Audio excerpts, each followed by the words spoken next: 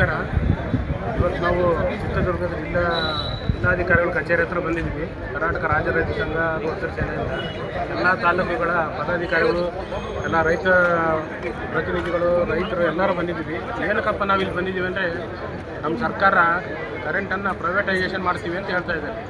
ಇಷ್ಟೆಲ್ಲ ವ್ಯವಸ್ಥೆ ಮಾಡಿ ನಮ್ಮ ಸರ್ಕಾರ ಎಲ್ಲ ಪವರ್ ಉತ್ಪಾದನೆ ಮಾಡುತ್ತೆ, ಎಲ್ಲ ಸರಬರಾಜು ಮಾಡೋಕ್ಕೆ ಲೈನ್ ಮಾಡಿದೆ, ನಮ್ಮ ದುಡ್ಡಲ್ಲಿ ಎಲ್ಲ ಮಾಡಿದೆ. ಇವಾಗ ಎಲ್ಲ ರೆಡಿ ಮಾಡಿಬಿಟ್ಟು ರೆಡಿ ಇರೋ ಊಟನ ಬೇರೆ ಯಾರಿಗೂ ಕೊಡ್ತೀನಿ ಅಂತ ಹೇಳ್ತಾ ಇದ್ದಾರೆ ಪ್ರೈವೇಟರಿಗೆ.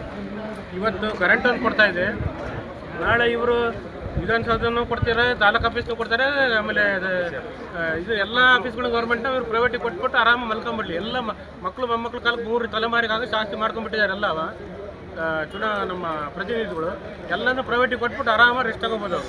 ಏನು ಬೇಕಾಗಿಲ್ಲ ಅವ್ರಿಗೆ, ಯಾವುದು ರಿಸ್ಕ್ ಬೇಡ. ಯಾವ್ದು ನೋಡ್ರಿ ಗೌರ್ಮೆಂಟ್ ಇದು ಇಲಾಖೆ ಮಾತ್ರ ನಮ್ಮ ಕೈಲಿ ಅವಾಯ್ಡ್ ಮಾಡೋಕ್ಕಾಗಿಲ್ಲ, ಪ್ರೈವೇಟಿಗೆ ಕೊಡ್ತೀವಿ. KSRTC ಲಾಸು, ಎಲ್ಲದು ಯಾವ ಡಿಪಾರ್ಟ್ಮೆಂಟ್ ತಗೊಂಡು ಲಾಸ್ ಅಂತಾರೆ. ಯಾಕೆ ಲಾಸ್ ಆಗ್ತಾಯಿದೆ? ಪ್ರೈವೇಟಲ್ಲಿ ಯಾವುದು ಲಾಸ್ ಆಗಲ್ಲ, ಕರೆಕ್ಟಾಗಿ ಮಾಡ್ತಾ ಇದ್ದಾರೆ ಅಂದರೆ ಇವ್ರಿಗೆ ಏನಾಗಿರೋದು? ಇವ್ರು ಆಡಳಿತ ಮಾಡೋರು ಹೆಂಗಿದ್ದಾರೆ? ಇವರು ಎಲ್ಲ ಭ್ರಷ್ಟಾಚಾರಿಗಳಿದ್ದಾರೆ. ಅದಕ್ಕೆ ತಾನೇ ಈ ಥರ ಆಗ್ತಿರೋದು. ಅದನ್ನು ಕರೆಕ್ಟಾಗಿ ವ್ಯವಸ್ಥೆ ಮಾಡಿದರೆ ಎಲ್ಲದೂ ಕರೆಕ್ಟ್ ಆಗುತ್ತೆ. ಇವ್ರು ಯಾರೋ ಒಬ್ಬನಿಗೆ ಖಾಸಗಿ ಕಂಪ್ನಿ ಕೊಟ್ಟರೆ ಅವನು ಏಕಸ್ವಾಮ್ಯವಾಗಿ ಅವನು ಬೇಕಾದಷ್ಟು ರೇಟ್ ಫಿಕ್ಸ್ ಮಾಡ್ತಾನೆ. ಇವತ್ತು ಯೂನಿಟಿಗೆ 8 ರೂಪಾಯಿ ಇರೋದು 10 ರೂಪಾಯಿ ಅಂತಾನೆ, 15 ರೂಪಾಯಿ ಅಂತಾನೆ, 20 ರೂಪಾಯಿ ಅಂತಾನೆ. ಯಾವನ ಅಪ್ಪನ ಮನೆಯಿಂದ ಕೊಡ್ತಾರೆ. ಇವರೇನು ಗಂಟು ಮಾಡಿ ಇಟ್ಕೊಂಡ್ರೆ ರಾಜಕಾರಣಿಗಳು. ನಾವೆಲ್ಲಿಂದ ಕೊಡ್ಬೇಕು? ರೈತರು ಇವಾಗಲೇ ಕಣ್ಣಲ್ಲಿ ನೀರು ಬರ್ತಾ ಇದೆ. ನಮಗೆ ಮಳೆ ಇಲ್ಲ, ಬೆಳೆ ಇಲ್ಲ, ಏನಿಲ್ಲ. ನೋಡಿ, ರಾಗಿ ಕೊಟ್ಟು 2-3 ತಿಂಗಳಿಂದ ರೈತರು ಪರದಾಡ್ತಾ ಇದ್ದಾರೆ. ರಾಗಿ ದುಡ್ಡು ಬಂದಿಲ್ಲ ಇನ್ನೂ.